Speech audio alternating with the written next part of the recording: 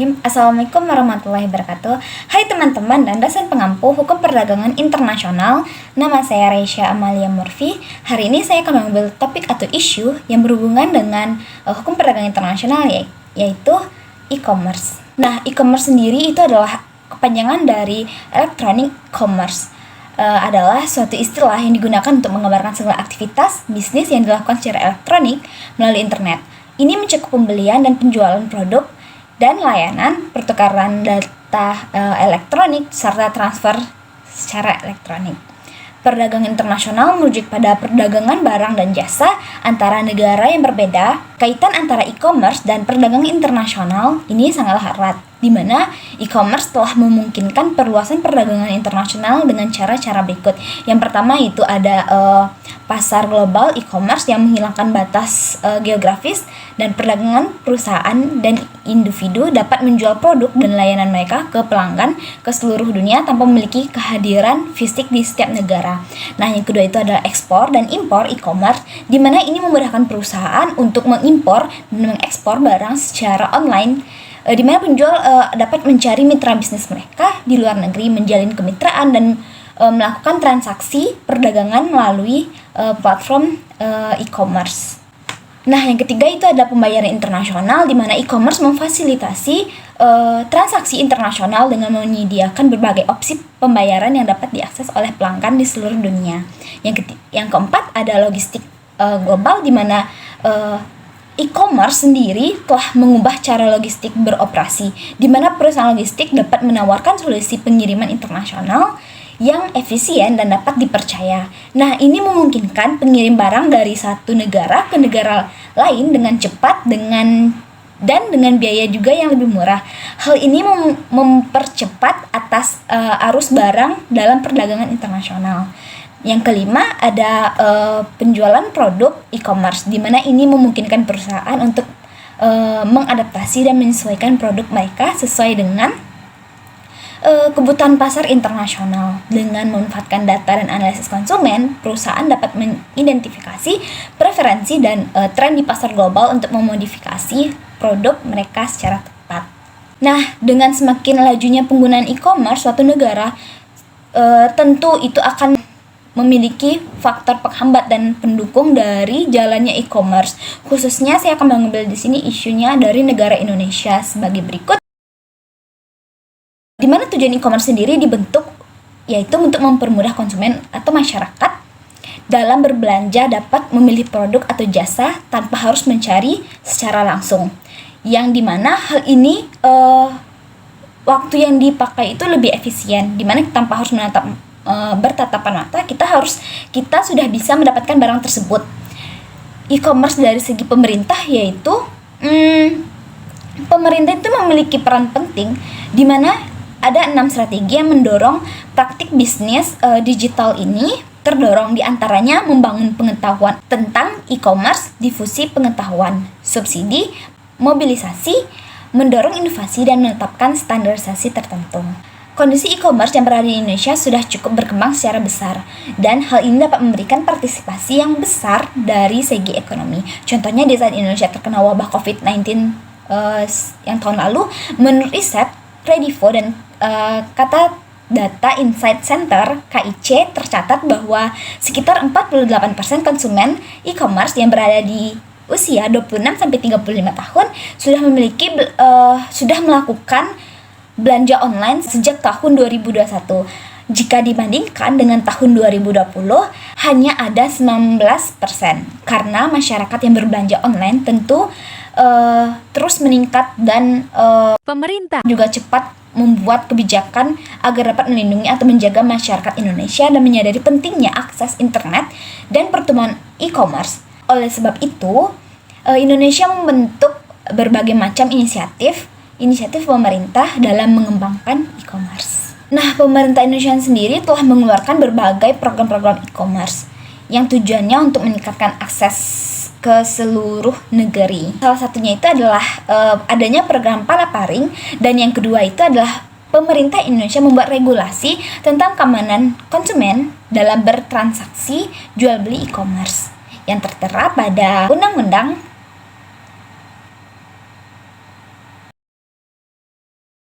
Berikut beberapa faktor yang mempengaruhinya. Yang pertama yaitu ada regulasi yang kompleks, yang kedua ada perlindungan konsumen yang kurang, dan yang ketiga ada infrastruktur yang terbatas.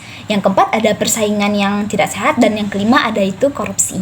Nah, untuk mengatasi hambatan ini, pemerintah dan lembaga terkait dapat melakukan langkah-langkah sebagai berikut. Yang pertama itu mendorong pembuatan regulasi yang jelas dan stabil untuk melindungi konsumen dan memberikan kepastian hukum bagi pelaku e-commerce. Dan kedua ada meningkatkan perlindungan konsumen dengan menguatkan hukum terkait tentang pembelian online, memberikan sanksi yang tegas bagi pelanggar, dan memperkuat lembaga penegak hukum yang berfokus pada perlindungan konsumen. Nah, yang ketiga itu melakukan investasi dalam infrastruktur digital yang meningkatkan konektivitas internet di seluruh wilayah Indonesia, termasuk di wilayah yang terpencil sekaligus. Di mana di era ekonomi digital Indonesia di masa pandemi telah mengalami banyak pertumbuhan. Meski tidak dapat dipungkiri bahwa masih ada saja terdapat beberapa faktor yang menghambat perkembangnya ekonomi digital, seperti inklusi finansial yang masih rendah, dan selain itu jumlah penduduk yang melakukan pembelian online ternyata juga masih baru di angka 11%. Dari segi teknis, Peter mencatat penetrasi internet di Indonesia terbilang masih rendah di angka 64%. Belum lagi kecepatan internet di Indonesia yang masih di rata-rata hanya 13,83 Mbps. Keberhasilan jalannya e-commerce di Indonesia masih dihambati oleh berbagai macam kendala, khususnya di dalam bidang teknologi dan infrastruktur. Berbagai hambatan e-commerce yang ada di Indonesia, khususnya di bidang teknologi dan infrastruktur, di antaranya adalah akses internet yang terbatas, jaringan internet, logistik yang tidak memadai, keamanan bertransaksi, dan yang kelima ada keterbatasan metode pembayaran. Nah, terlepas dari semua kendala tersebut, berbagai perusahaan e-commerce di Indonesia telah berusaha mengambil berbagai langkah untuk mengatasi dan mengulangi segala macam kendala tersebut, seperti pengembangan aplikasi seluler yang jauh lebih ringan, menggunakan jaringan pengiriman logistik yang luas, dan menawarkan berbagai metode pembayaran. Pemerintah Indonesia juga berupaya meningkatkan infrastruktur dan akses internet di daerah terpencil dengan program seperti Palaparing yang bertujuan untuk menyediakan akses internet ke seluruh Indonesia. Adapun beberapa faktor lainnya seperti banyaknya wilayah kecil terpencil di Indonesia, kondisi topografi, dan bencana alam. Nah, pemerintah Indonesia dalam hal ini melakukan beberapa kebijakan agar hambatan geografis ini dapat ditangani, seperti adanya program Palaparing oleh pemerintah, perbaikan infrastruktur logistik dan pembiayaan, dan stimulus bagi usaha e-commerce dan kerjasama dengan swasta. Hadirnya e-commerce ini telah menggeser budaya masyarakat yang biasanya saling berinteraksi, di mana perubahan ini sangat terlihat ialah yang biasanya masyarakat itu membutuhkan waktu dan mengharuskan adanya interaksi secara konvensional. Namun dengan adanya e-commerce ini memberikan ruang kepada masyarakat untuk berbelanja secara online. Dengan merubah pola komunikasi dan masyarakat untuk melakukan interaksi yang awalnya dapat bertemu dan berinteraksi secara langsung, namun dengan adanya e-commerce ini masyarakat hanya melakukan interaksi secara online. Dari adanya e-commerce ini masyarakat lebih konsumtif daripada sebelumnya, karena adanya kemudahan dari membeli barang yang diinginkan. Dari sini masyarakat membeli barang tersebut tentu bukan adanya atas asas kebutuhan, namun dari asas keinginan mereka gitu. Dimana lebih penting dari nilai tukar daripada nilai guna dari suatu produk yang didapatkan dari e-commerce tersebut. Dimana sadar atau tidak sadar kemunculan e-commerce ini memberikan angin segar bagi setiap orang, mereka yang menjadi konsumen dan pembeli, tetapi juga bagi mereka yang produsen dan pebisnis. Namun, istilah e-commerce yang dapat dikatakan masih terdengar asing sebagian besar masyarakat Indonesia, ini pada umumnya transaksi e-commerce ini diterapkan oleh golongan menengah atas. Namun, melihat dari data Kominfo, Indonesia adalah negara Indonesia 10 negara terbesar dalam pertumbuhan e-commerce dengan pertumbuhan sebesar 78% dan mempromosikan Indonesia di posisi pertama dan berurut di posisi kedua setelah Meksiko dengan pertumbuhan terbesar hingga 59%. Pembahasan teks pada e-commerce ini merupakan salah satu isu yang selalu dibahas, tidak hanya dalam pembahasan World Trade Organization atau WTO saja, namun juga menjadi topik pembahasan dalam G20 kemarin.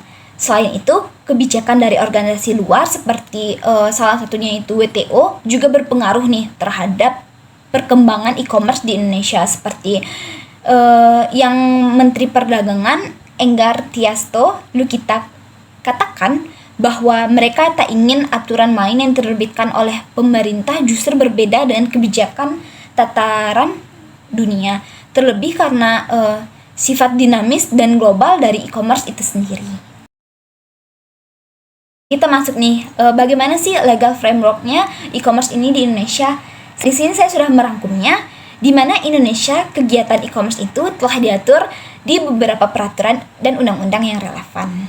Berikut ini beberapa undang-undang dan peraturan yang menjadi landasan hukum e-commerce di Indonesia, yaitu yang pertama ada Undang-Undang Nomor 11 Tahun 2008 tentang Informasi dan Transaksi Elektronik atau UU ITE. Itu tentang cara bertransaksi elektronik, keamanan dan perlindungan data elektronik, serta tindakan hukum dalam hal pelanggaran transaksi elektronik. Yang kedua yaitu ada Peraturan Pemerintah Nomor 82 Tahun 2012 tentang Penyelenggaraan Sistem dan Transaksi Elektronik atau PP 82/2012 tentang persyaratan dan tata cara penyelenggaraan transaksi elektronik. Yang ketiga yaitu Peraturan Bank Indonesia Nomor 8/PBI/2016 tentang penyelenggaraan teknologi finansial atau PBI 18/2016 tentang penyelenggaraan teknologi finansial. Nah, yang keempat itu adalah Peraturan Menteri Perdagangan Nomor 50 Tahun 2018 tentang penyelenggaraan perdagangan melalui sistem elektronik Permendak 50/2018 tentang tata cara dan persyaratan penyelenggaraan perdagangan melalui sistem elektronik. Yang kelima itu ada Peraturan Menteri Perindustrian Nomor 85/Per/9/2019 tentang perdagangan elektronik Permendak 85/2019, di mana peraturan ini mengatur tentang persyaratan perdagangan elektronik, kewajiban penyelenggaraan e-commerce, serta perlindungan konsumen dalam bertransaksi e-commerce. Di mana di dalam rangkuman saya itu telah tercantum bahwa keamanan data pribadi konsumen itu yang memasukkan informasi ke dalam perdagangan elektronik harus menjadi jaminan yang diberikan perusahaan kepada konsumen. Namun, mengingat kasus ancaman keamanan data di perusahaan e-commerce dengan hilangnya data pribadi yang menyebabkan hilangnya kenyamanan dan keamanan karena tidak lagi jaminan penuh bagi konsumen. Oleh karena itu, risiko pengungkapan data pribadi menjadi ancaman privasi langsung bagi konsumen yang telah membagi data pribadinya kepada perusahaan bisnis online. Mengingat pentingnya privasi bagi seluruh data pribadi, perusahaan e-commerce harus memastikan nih bahwa mereka yang diberi tanggung jawab untuk analisis dan pelaporan tidak menyalahgunakan informasi sensitif yang disimpan atau dikumpulkan. Perspektif neoliberalisme. Di mana pandangan umum tentang neoliberalisme ini terhadap e-commerce cenderung positif. Nah, kaitan tersebut didasari oleh yang pertama itu inovasi dan pertumbuhan ekonomi, di mana neoliberalisme ini mendukung inovasi dan pertumbuhan ekonomi sebagai motor penggerak kemakmuran. Dalam pandangan ini, e-commerce dianggap sebagai hasil dari kemajuan teknologi, informasi dan komunikasi yang memungkinkan perluasan pasar dan peningkatan efisiensi dalam perdagangan. Neoliberalisme percaya bahwa e-commerce dapat mendorong pertumbuhan ekonomi dengan memberikan peluang baru bagi bisnis dan menciptakan lapangan pekerjaan. Yang kedua itu ada kebebasan pasar dan akses global, di mana neoliberalisme ini menekankan pentingnya kebebasan pasar dan liberalisasi perdagangan. E-commerce sendiri memungkinkan akses pasar global yang lebih luas dan menghilangkan hambatan perdagangan tradisional seperti batasan geografis dan regulasi proteksionisme. Dalam pandangan neoliberalisme ini, e-commerce juga memberikan peluang bagi perusahaan untuk memasarkan produk mereka secara global dan meningkatkan daya saing mereka di pasar internasional. Yang ketiga itu ada efisiensi dan persaingan, di mana neoliberalisme ini menganggap persaingan bebas sebagai mekanisme untuk mendorong efisiensi dan inovasi e-commerce yang memungkinkan perusahaan untuk bersaing secara lebih efisien dan menawarkan produk dan layanan dengan harga yang lebih kompetitif. Melalui e-commerce, konsumen memiliki akses yang lebih luas terhadap berbagai pilihan produk. Ini mendorong peningkatan kualitas dan harga yang lebih terjangkau. Yang keempat itu ada peningkatan kesejahteraan konsumen, di mana dalam perspektif neoliberalisme ini, konsumen merupakan aktor utama dalam sistem ekonomi. E-commerce sendiri memberikan keuntungan bagi konsumen dengan menyediakan akses yang mudah, kenyamanan, dan pilihan yang lebih baik. Konsumen dapat membandingkan harga, membaca ulasan, dan melakukan pembelian dengan cepat melalui platform e-commerce